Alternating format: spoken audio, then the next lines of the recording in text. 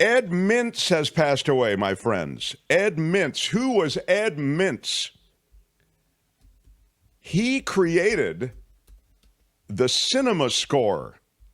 You know how you have Rotten Tomatoes and you look to see online, Metacritic is another one, how people reacted to a movie, or now it's television or streaming, etc. He was a mathematician, and he created an exit polling system for movies. It was called Cinemascore, okay? It asked people leaving theaters on opening nights to grade the movies they'd just seen. It was a precursor to Rotten Tomatoes, which aggregates and scores critics' opinions, right? Ah, okay. And he was a film buff. He was a partner in a computerized billing service. And when he and his wife went to see a comedy, it was written by Neil Simon. It's the actual first time that he had the moment. It was called The Cheap Detective, this comedy, starring Peter Falk. They both didn't like it. And they felt that critics had praised it, and they wanted some way that their voice could be heard, people who didn't like the movie. Because normally at that time, it seems a weird thing. Now it's so much a part of the landscape of the internet, opinion, and how many stars does it have, et cetera. But at that time, there was none of that. So they were talking to a couple of other moviegoers at that same film, and he got this idea.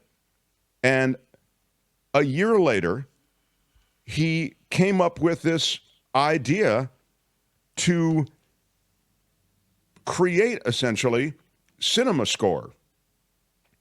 And he actually, he came up with the idea at a Yom Kippur service. A year later, he's sitting with this idea the whole year, like, oh, I've got to figure out something. I don't think he was thinking about the service at that point. His mind was elsewhere. I guess after the service, he looked at a donation pledge card, is what he said. And rather than write with a pen or pencil, because I guess apparently you're prohibited, if you're an observant Jewish person, from doing that on Yom Kippur, on using a pen or a pencil. I mean, I think it's supposed to be, at least that's what it's noted here. Okay. So they indicated, people did, worshipers, that they would make a donation by bending this perforated tab.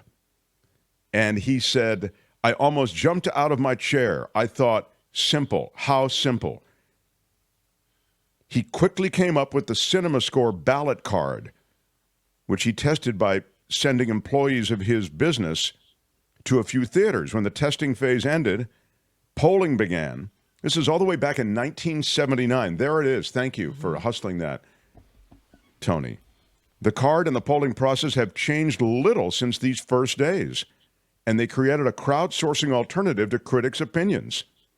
There's 6 categories: grade, gender, age, and reasons for attending, etc. Anyway, he passes away, and he leaves behind what essentially is a system by which all of us consult and contribute to our opinions through Rotten Tomatoes, through Metacritic, and all the rest. Wow. So Ed Mintz, at 83, passes away. A guy died, and I thought in reading his obituary that it was particularly interesting. He lived to age 95, but was involved in the French justice system and worked to abolish the use of the guillotine. Oh, really? Yeah. He started as a defense lawyer defending his client from the guillotine. And this is back in the 70s.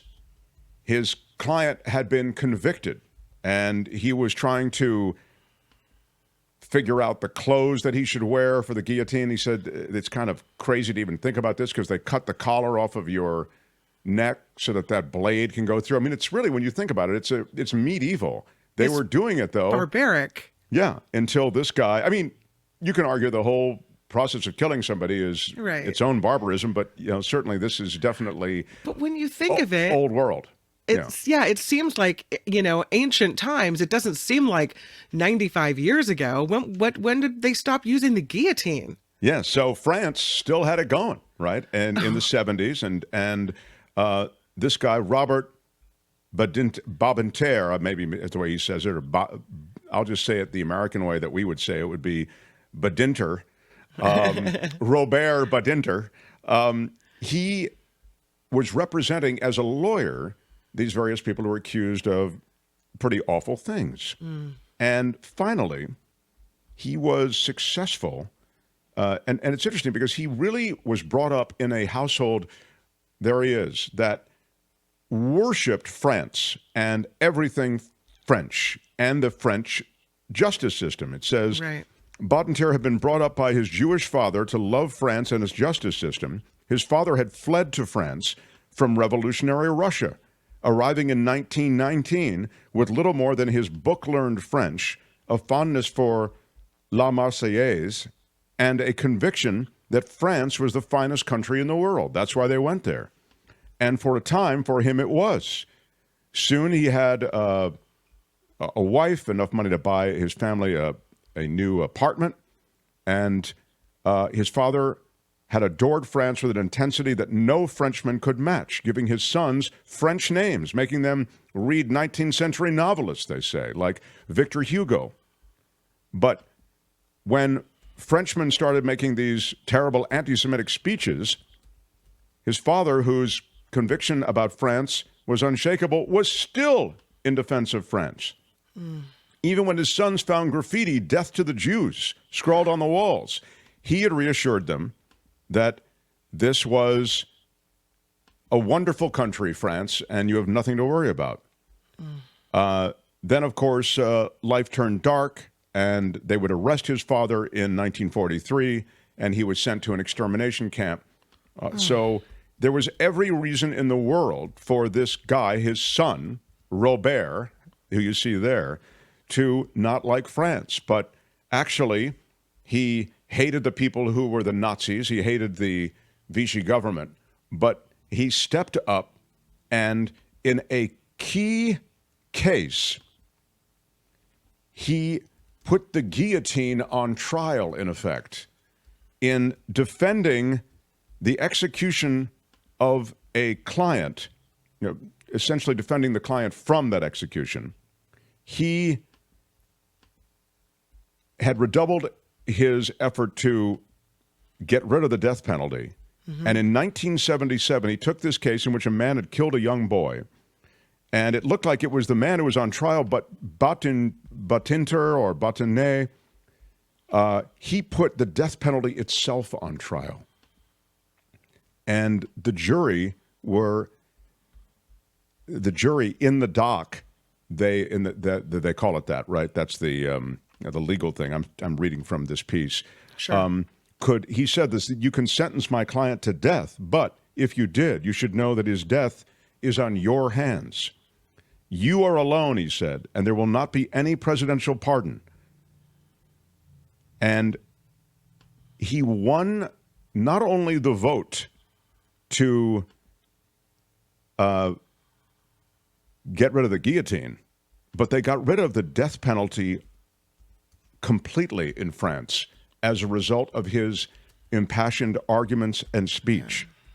In 1981, the French Parliament voted overwhelmingly to abolish the death penalty, and the guillotine was finally finished.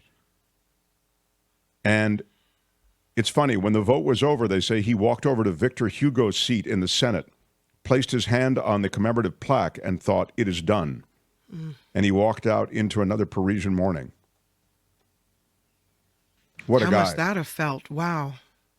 I mean, talk about really doing good for a culture that you loved and that didn't love you back, Or leaving your mark on the world. Yes.